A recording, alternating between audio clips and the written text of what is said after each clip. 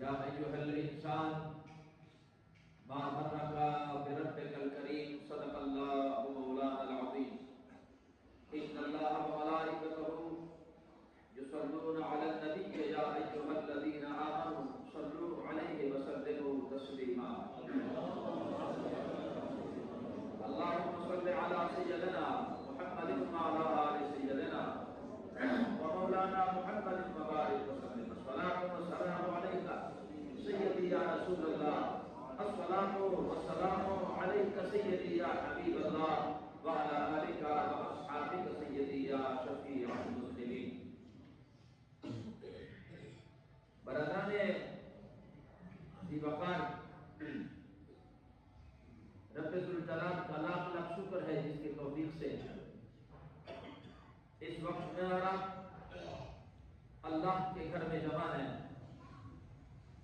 جمعہ شریف کے مبارک لمحوں میں اللہ کریم نے ایک بار پھر مجھے اور آپ کو اپنے پاک گھر میں کچھ لمحے بیٹھنے کا موقع عطا فرمایا ہے. رب ذوالجلال یہ بیٹھنا ہمارے لیے بخشش کا ذریعہ بنائے اور نماز کا انتظار بھی خدا بخشش کا ذریعہ بنا دے، اور جو کہتے ہیں اور سنتے ہیں خدا اس پر عمل کی توفیق عطا فرمائے. اللہ کریم میری زبان پر حق جاری فرمائے اور حق سن اور سنا کر اللہ کریم مابین عمل کی توفیق عطا فرمائے. کیونکہ دوستو یہ فتنوں کا دور ہے. میں اکثر تقریر کے اختتام پر ایک جملہ کہا کرتا ہوں اور آج میرا جی چاہتا ہے کہ میں وہ پہلے کہوں. اکثر میں جب خطاب ختم کرتا ہوں تو میں ایک جملہ کہتا ہوں کہ میں اسی کا ذمہ دار ہوں جو میں نے کہا، میں اسی کا ذمہ دار نہیں ہوں جو آپ نے سمجھا. آپ اس پہ سوچتے پھریں، کسی کو سمجھ آئے تو آ جائے، نہ آئے تو اس پر تھوڑی اسٹرگل کر لینا. اب بھی میں نے کیا کہہ دیا. ہم جب اس ممبر رسول پر آ کے بیٹھتے ہیں نا تو سب سے پہلی بات تو آپ یہ، اگر 21-22 سال میں بھی آپ اسماعیل ساقی کو سمجھ نہ سکے تو پھر اللہ کریم مزید برکت عطا فرمائے آپ کو. ہم جب اس ممبر رسول پر آ کے بیٹھتے ہیں نا تو کوئی ایک جملہ بھی کسی انسان پہ کبھی اٹیک نہیں کیا. یاد رکھیں، کسی پر میں اٹیک نہیں کرتا، جنرلی بات کرتا ہوں اور ٹوک کے کرتا ہوں. چاہے وہ حکومت ہو چاہے وہ کوئی بھی انسان ہو، میں جس دن حق کہنا چھوڑ دوں گا نا تو ممبر پہ آنا بھی چھوڑ دوں گا. یاد رکھیں، میں نے اللہ کریم کے حضور یہ دعا کی، اللہ کریم میری زبان پہ حق جاری فرمائے. جب میں کسی انسان کو خوش کرنے کے لیے کوئی جملہ کہوں گا اور کسی انسان کو راضی کرنے کے لیے میں کوئی جملہ کہتا ہوں تو پھر خدا کی رضا تو نہ رہی گا. اس میں خدا کی رضا تو اسی میں ہوتی ہے کہ میں ہر بات کروں والحب للہ والبغض للہ، بات اللہ کے لیے کروں. ہاں ایک بات ضرور ہے، محبت بھی کرتا ہوں کسی سے اللہ کے لیے، اور اگر کسی سے نفرت بھی کرتا ہوں وہ بھی اللہ کے لیے. یاد رکھیں. لہذا اگر کوئی قاتل میرے سامنے بیٹھا ہو تو کیا خیال ہے میں تو قتل کے خلاف بات کروں کہ قتل جرم ہے. اگر وہ قاتل میرے سامنے بیٹھا ہے اور وہ کہے مجھے کہہ رہا، اسی کو کہتا ہوں جی. اگر کوئی قاتل میرے سامنے بیٹھا ہے اور وہ کہے کہ یہ مجھے اٹیک کر رہا ہے، ہاں ہاں اسی کو کہتا ہوں. جو بھی قتل کرتا ہے، قتل کرنا جرم ہے اور الحد جرم ہے. ایک قتل انسانیت کی قتل ہے، اسی کو کہتا ہوں جو سن رہا ہے. اگر کوئی چور بیٹھا ہے، میں چوری کے خلاف بات کروں تو چور کہے شاید یہ مجھے کہہ رہا ہے، ہاں ہاں اسی کو کہہ رہا ہوں. اگر کوئی چور بیٹھا ہے اور وہ یہ کہے کہ شاید یہ مجھے کہہ رہا ہے، ہاں ہاں اسی کو کہہ رہا ہوں جی.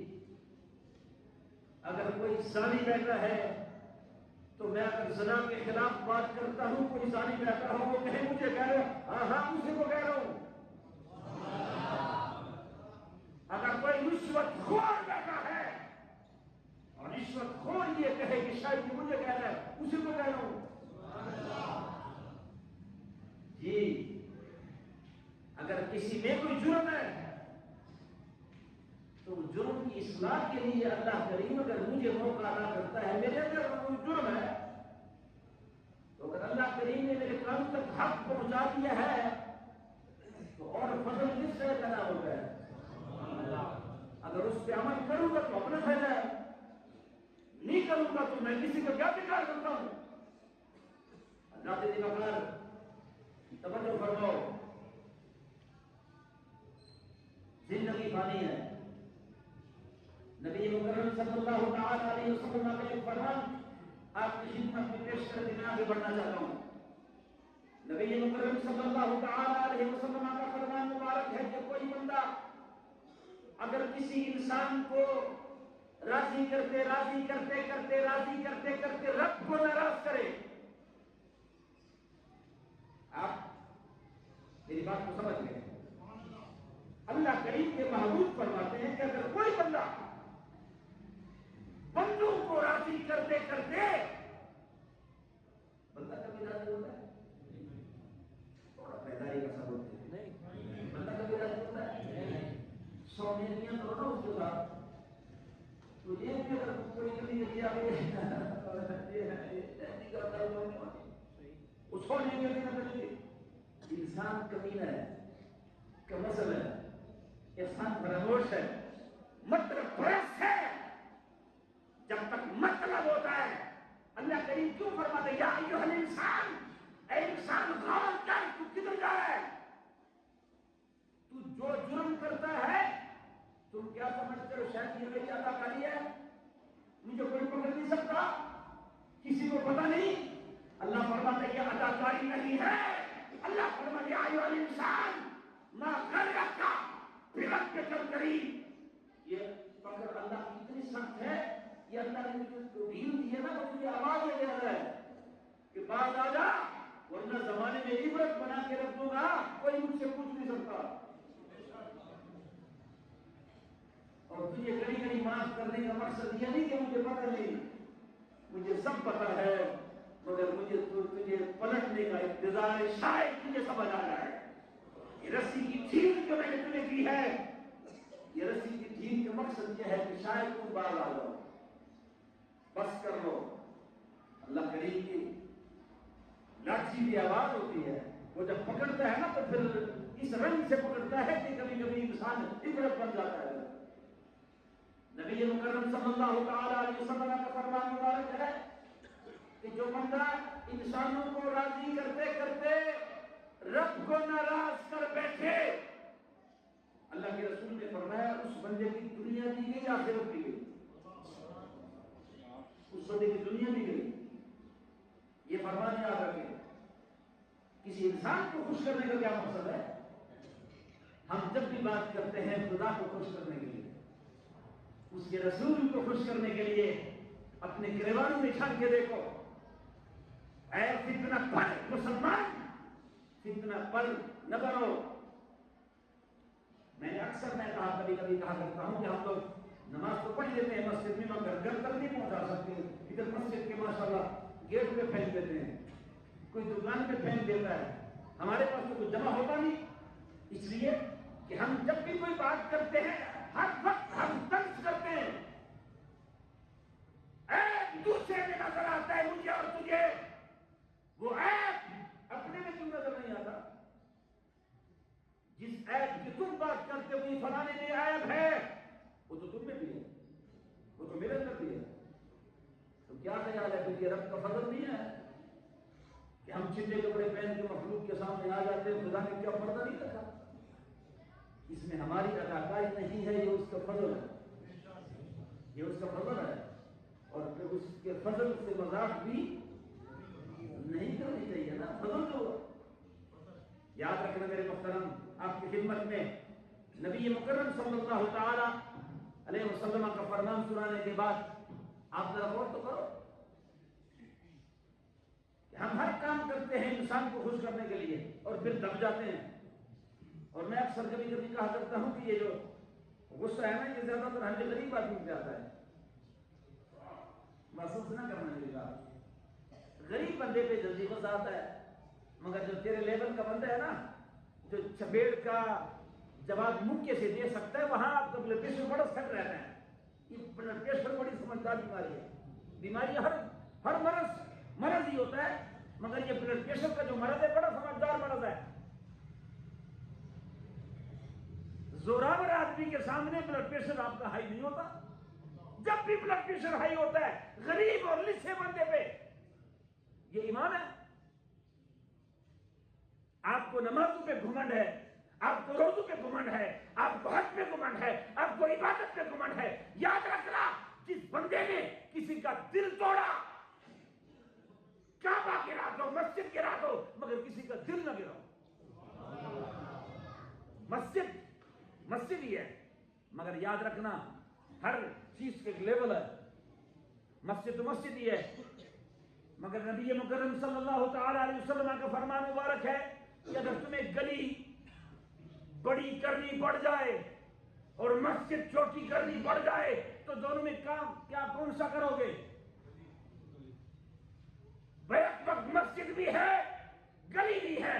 رسول اللہ نے فرمایا میری شریعت یہ ہے، رسول اللہ پکارتے ہیں فرماتے ہیں کہ مسجد چھوٹی کر دو گلی بڑی کر دو. ہم تو اس شریعت کو ماننے والے ہیں. یہاں پر ہر نیکی کا ایک معیار ہے، ہر نیکی کا ایک معیار ہے. جناب ہارون الرشید بادشاہ ہیں، ان کی سواری گزر رہی تھی مین روڈ پہ، مین کسی گلی پہ. تو راستے میں ایک بابا بیٹھا تھا. بابا ہارون الرشید کو پتہ نہیں تھا کہ یہ پہلول ہے. وہ اس کو بابا ہی سمجھ رہا تھا. تو پولیس والے پہلے آ گئے، جس طرح آج کے لیے پولیس والے نہیں پھرتے بھائی بادشاہ گزرے گا تو ادھر نہ جاؤ، ہٹو ہوتے بچے ہوتے ہٹو ہے.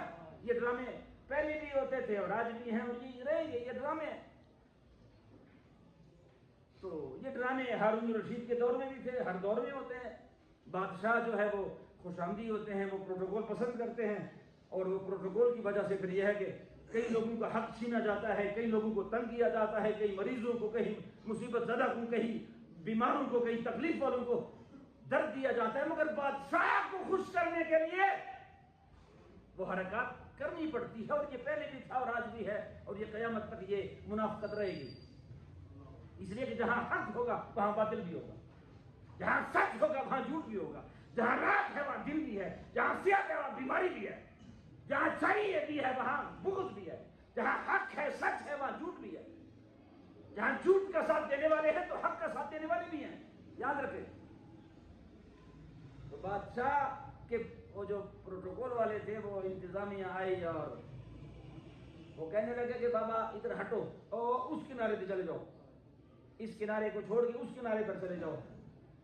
تو وہ ہارون الرشید جو تھے نا جی، اس نے گزرنا ہے، بادشاہ ہے. تو ہارون الرشید نے اس پولیس والے کی طرف دیکھا اور فرمایا کہ یہ جو روڈ ہے یہ ہارون الرشید کے ابا کی تو نہیں ہے، یہ تو اللہ کی ہے. جو اللہ والے ہوتے ہیں یہ بے نیاز ہوتے ہیں، یہ کسی سے ڈرتے ڈبتے. اللہ والا ہوتا وہی ہے، لا خوف، خوف نہیں رکھتے، خوف صرف اللہ. فرمایا یہ روڈ ہارون الرشید کے ابے کی تو نہیں، یہ تو میرے ڈب کی ہے. اتنا بڑا روڈ ہے تو گزرے نا، میں میری اس جھونپڑی کو یہاں سے اکھیڑ کے تمہیں کیا ملے گا، میں نہیں ہٹتا. اس نے کہا جی مہربانی کرو ورنہ پھر سختی بھی کی جا سکتی ہے. ہم زور اور زبردستی سے بھی اٹھانا جانتے ہیں، جیسے ڈنڈا رکھتے نا لوگ. ہارون الرشید کی سواری گزرنے والی ہے، مہربانی کرو راستہ چھوڑو، وگرنہ ہم زبردستی سے تجھے اٹھائیں گے. فقیر کو جلال آتا نہیں، اور جب آ جائے تو پھر رب بھی اس کا ساتھ دیتا ہے. بہلول کو جلال آیا، فرمایا اچھا زبان سے کلام کر رہا تھا، اب زوری کی بات کر رہا ہے؟ ہاں، لے کر آ جاؤ ساری طاقتیں، اگر بہلول کو یہاں سے اٹھا لیے تو مجھے ہلا جلا کے دکھاؤ ذرا۔ پولیس والے بھی سمجھ گئے نا، سارے تو برے نہیں ہوتے نا، کوئی عقل مند بھی ہوتے ہیں۔ وہ عقل مند تھا، اس نے اپنا آپ بھی بچا لیا۔ فرمایا، اور بہلول نے پھر کہا رکو رکو، ہارون رشید کو بتا دو سیدھا ہو جا، ورنہ میں کل اس سیٹ پر کسی اور کو بٹھا دوں گا۔ یہ اللہ والے ہوتے ہیں، یہ بڑھ نہیں مارتے، یہ حقیقت ہے۔ اللہ نے جس کو طاقت دی ہوتی ہے، زبان ان کی ہوتی ہے، طاقت اس میں خدا کی ہوتی ہے، ہاتھ ان کا ہوتا ہے، طاقت خدا کی ہوتی ہے، پاؤں اس کے ہوتے ہیں مگر طاقت اس میں خدا کی ہوتی ہے، ہاتھ اس کے اٹھتے ہیں، کرم خدا کا ہوتا ہے۔ اور میں تمہیں بتانا چاہتا ہوں، ان کو قدر پیدا پہلے تو کچھ شکایتیں ہم تک پہنچی ہے اس کی۔ میرا پیغام ان کو بتا دو کہ بابا جی تمہیں پیغام دے رہے ہیں کہ تیری شکایتیں آج کل آ رہی ہے، تیری شکایتیں آج کل آ رہی ہے، ان کو بتا دو ذرا انسان بن ورنہ اس سیٹ پر ہم کسی اور کو بٹھا دیں گے۔ ہاں، بس یہ گفتگو جاری تھی اور جاری تھی، اس سلسلہ جاری تھا۔ اچانک نوارہ بجا، آواز آئی، آ گیا بادشاہ، سواری آ گئی بادشاہ کی۔ بادشاہ گھوڑے پہ سوار ہے اور کیوں دیکھ رہا پورا روڈ صاف ستھرا ہے اور کوئی جانور نظر نہیں آ رہا، ایک پاپا رہتا ہے۔ آپ نے اس بندے کو اشارہ کی فرمایا، اے بابے کو ادھر جو گھوڑا ہے یہاں روک لے۔ بادشاہ کے بعد گھوڑا روک لیا ہے، پروٹوکول پیچھے کھڑا ہے اور آپ نے اوپر سے کہا السلام علیکم ورحمۃ اللہ وبرکاتہ۔ بہلول کچھ پڑھ رہے تھے اور کہا وعلیکم السلام ورحمۃ اللہ وبرکاتہ۔ ہاں ہاں ہارون رشید، یہ جو پروٹوکول تمہارے ساتھ ہے نا، اس وقت جو میں دیکھ رہا ہوں، یہ تجھ سے پہلے اس سیٹ پر جو تھے یہ پروٹوکول ان کے ساتھ تھا۔ جو اس وقت پروٹوکول تمہارے پاس ہے اور یہ لوگ جو ارد گرد تمہارے نعرے لگا رہے ہیں، یہ پہلے ان کے نعرے لگا رہے تھے، آج تیرے لگا رہے ہیں۔ اور جب کل اس سیٹ پر تم نہیں ہوں گے نا، تو پھر جو بھی اس سیٹ پر بیٹھے گا یہ نعرے پھر اس کے لگیں گے۔ لہذا یاد رکھنا، تم نے رسول اللہ کا فرمان نہیں پڑھا، مسلمان ہو کر مغرور ہو مسلمان ہو۔ عرض کرنے لگا ہارون رشید کون سا فرمان رسول؟ فرمایا رسول کریم صلی اللہ علیہ وسلم کو فرمانا آپ کو یاد نہیں ہے کہ نبی پاک علیہ السلام یہ مدینہ طیبہ میں سے گزرے، جا رہے تھے اور اچانک ایک مکان پر نظر پڑی، نبی پاک علیہ السلام وہاں پر رکے اور اس مکان کی طرف دیکھ کے فرمایا کیا تم موت کو بھول گئے ہو؟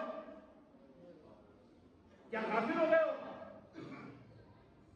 حضرت انس بن مالک نے عرض کیا رسول اللہ صلی اللہ علیہ وسلم، ہم موت کو کیسے بھول سکتے ہیں؟ آپ کا گھر میں جو پڑھے وہ موت کو کیسے بھول سکتا ہے؟ رسول کریم نے فرمایا اگر موت کو بھولے نہیں ہو تو پھر اس پکے مکان کا مقصد کیا ہے جس مکان میں تم رہ نہیں سکتے؟ وہ اس پیسے کمانے کا مقصد کیا ہے کہ اولاد کے لیے جمع کرتے کرتے اپنا قبر بندی کرو۔ آپ نے وہ فرمان رسول نہیں پڑھا؟ ہارون رشید گھوڑے سے اترے اور پروٹوکول کو کہا تم کھڑے رہو، میں اس سے بات کرتا ہوں، اور آ کے روزانو بہلول نانا کے پاس بیٹھ گئے۔ ہارون رشید ہاتھ جوڑ کے کہا حضرت جی آپ کے بات نے میرے دل کی دنیا بدل دی۔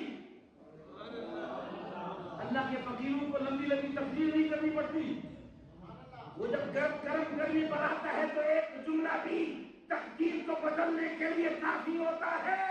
یہ لمبی لمبی تقریریں آپ کرتے ہیں، میں کرتا ہوں، دنیا کرتی ہے، مگر ہمارے زبانوں میں وہ تاثیر نہیں ہوتی جو فقیر کے زبان میں ہوتی ہے۔ ہاں، اس نے کہا میں میرے دل کی دنیا بدل گئی ہے۔ بابا جی چلو میں ایک گزارش کرتا چلوں آپ سے۔ جی جی بیٹا کہو۔ عرض کرنے لگا کہ میرے لیے کوئی حکم، میرے لیے کوئی حکم پڑھنا پڑے گا، وقوف کر رہے ہو اپنا سب کو ایسے جملہ بھی کہہ سکتا ہے، پڑھنا پڑے گا وقوف مخلوق سے رکھتے؟ اس نے رکھو کیسے؟ اس نے کہا میں آپ کی توقعات مخلوق سے توڑنا چاہتا ہوں، تم پھر اپنے سے جوڑ رہے ہو۔ نہیں میں آپ کی بات سمجھا نہیں ہے، دراصل میں میرا جیسا ہم لوگ کہتے ہیں نہیں آپ کو جو ہے نا میری بات کو سمجھ نہیں سکے، اگلے کو تباہ کر دیا آپ نے اور آپ کہتے ہیں نہیں آپ سمجھ نہ سکے۔ ہاں سمجھ تو گئے ہاں، مگر منافقت کو نہیں سمجھا جا سکتا۔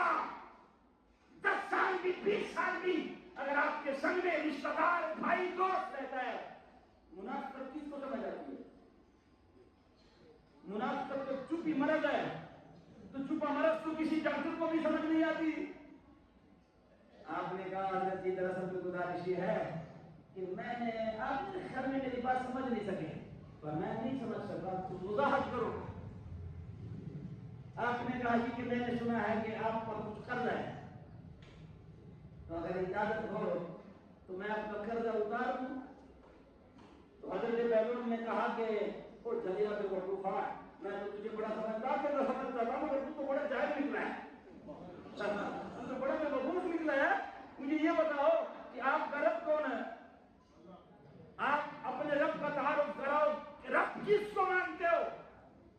ہارون رشید نے کہا اللہ کو۔ تو فرمایا تیرا رب اللہ ہے تو میرا بھی تو اللہ ہے۔ تو پھر یہ کیسے ممکن ہے کہ وہ مانتے وقت ہارون رشید کو دے دے اور اللہ پہلوان بھول جائے؟ یہ کیسے ہو سکتا ہے کہ باندھتے وقت میں وہ ہارون رشید کو دے دے اور بیلون کو بھول جائے؟ ہاں اگر اس کو منظور ہے کہ میں مقروض رہوں تو میں بھی اس پہ خوش ہوں، میں بھی اس پہ خوش ہوں۔ اور اگر وہ کہیں کہ مقروض نہیں رہے گا تو خدا قرضہ خود ختم کر دے گا، تو مگر میں تجھ سے نہ امید رکھتا ہوں نہ تجھ سے پیسے لیتا ہوں، میں تجھ سے پیسے نہیں لیتا۔ جیسے آپ نے اکثر دیکھا ہوگا نا، دنیا دار ہی ہوتا ہے بھائی۔